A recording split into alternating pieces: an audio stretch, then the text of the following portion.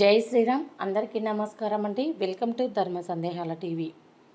ఇంటి మెట్ల కింద ఈ ఒక్క వస్తువు ఉంటే చాలు, బీరవ సంపదతో నిండిపోతుంది.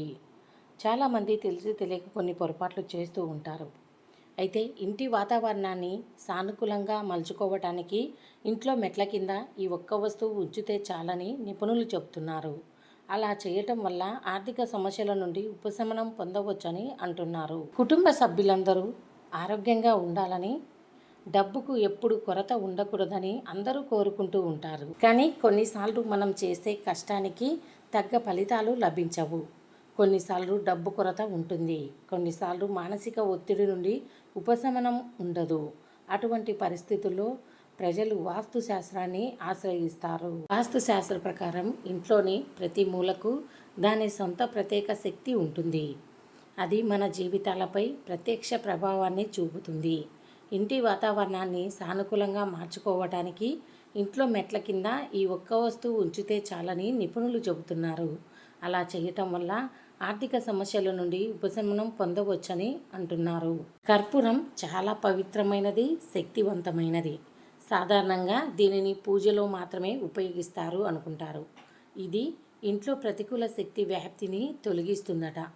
కానీ కర్పూరాన్ని కాల్చకుండా మెట్ల కింద శుభ్రమైన ప్రదేశంలో ఉంచితే ప్రతికూల శక్తి తొలగిపోయి సానుకూల వాతావరణాన్ని ఆ ఇంటికి వస్తుందని నిపుణులు చెబుతున్నారు.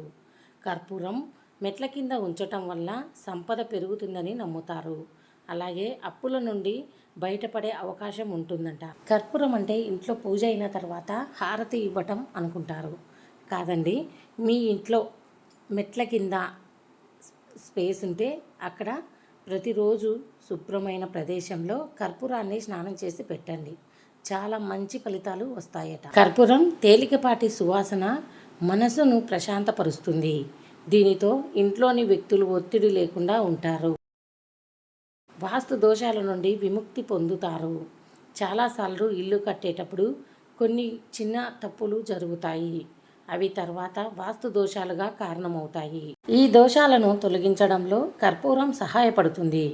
కర్పూరం సువాసన అలాగే ఉండేలా ప్రతి 7 నుండి 10 రోజులకు ఒకసారి కర్పూరాన్ని మారుస్తూ ఉండాలి. అలాగే చెత్త, పాత బూట్లు, చెప్పులు లేదా పనికిరాని వస్తువులను మెట్ల కింద ఎప్పుడు ఉంచకండి. ఇది సానుకూల శక్తిని అడ్డుకుంటుంది. కర్పూరం పిల్లలకు అందుబాటులో లేకుండా ఉంచండి.